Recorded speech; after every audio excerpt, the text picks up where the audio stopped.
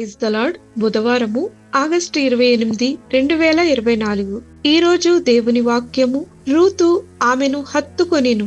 Ruth గ్రంథము 1వ అధ్యాయము 14వ వచనం. ప్రేమించు మరియు దేవునిపై ఆనుకొనుము.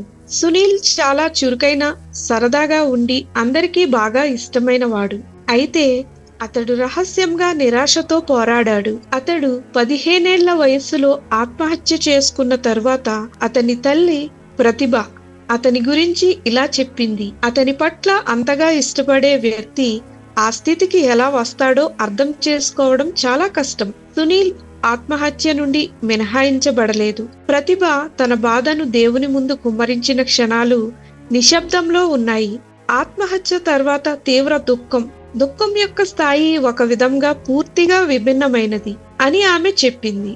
అయినప్పటికీ ఆమె తన కుటుంబం బలం కొరకు దేవుని మీద మరియు ఇతరుల మీద ఆధారపడడం నేర్చుకున్నారు. ఇప్పుడు వారు నిరాశతో పెనుగులాడుతున్న ఇతరులను ప్రేమించేందుకు తమ సమయాన్ని ఉపయోగిస్తున్నారు. ప్రతిభ నినాదం ప్రేమించు మరియు ఆనుకొనుముగా మారింది. ఈ ఆలోచన రూతు పాత నిబంధన కథలో కూడా కనిపిస్తుంది.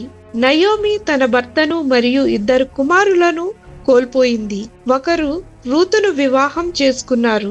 నయోమి చేదైన మరియు నిరాశతో రూతును తన తల్లి కుటుంబానికి తిరిగి వెళ్ళమని కోరింది. రూతు దుఃఖంలో ఉన్నప్పటికీ కూడా ఆమె అత్తగారితో హత్తుకుని ఆమెతో ఉండడానికి, ఆమెను చూసుకోవడానికి కట్టుబడి ఉంది.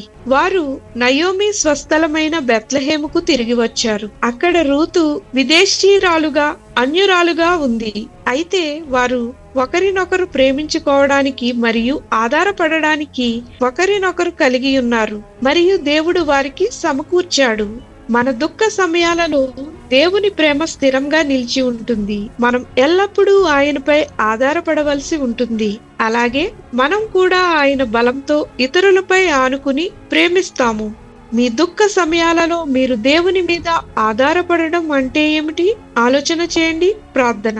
తండ్రి, ఇతరులు నిన్ను విశ్వసించేలా ప్రోత్సహించడానికి నన్ను ఉపయోగించుకోమని యేసు నామమున అడుగుచున్నాం తండ్రి. ఆమేన్.